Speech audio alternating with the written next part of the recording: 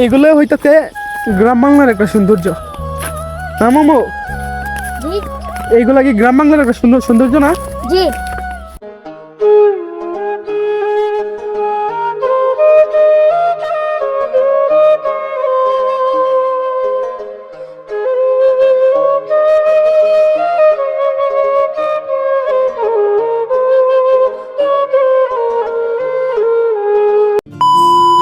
আজকের এই ভিডিওটা তো যারা যারা ভিডিওটা দেখতেছেন তারা কমেন্ট করবেন যে ভিডিওটা আপনি কই থেকে দেখতেছেন, গ্রাম থেকে না শহর থেকে। যদি শহর থেকে দেখতেছেন তাহলে আপনারা একটা আফসোস করাই ভাই, আপনারা যেন শহরে আছেন, গ্রামের এই সৌন্দর্যগুলো কি আপনি দেখতে পারেন? এই আমার ফাওয়ার নিচে দেখেন, মানে কতগুলো ধান কেটে থুয়ে রাখছে, এদিকে থুয়ে রাখছে আর এদিকে ধান কাটতে, সেটা বন বন কাটতে ধান তো হেত কাটতে সেটা ধানগুলো নিয়ে আলাইছে মেশিন দিয়া, আর বনগুলো হেতে ফাড়া রাখছে।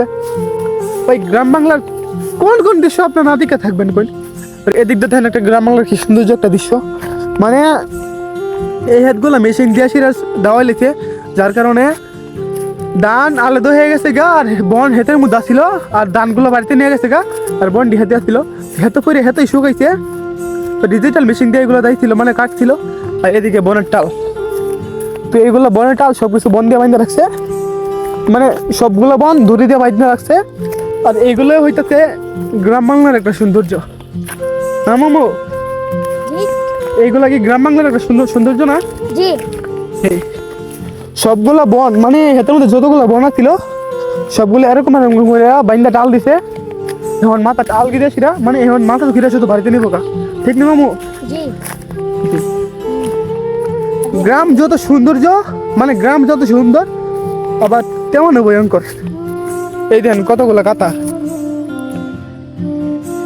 এইগুলো কিন্তু সব দিন ধরেন না, কিছু কিছু সাপেরও আছে।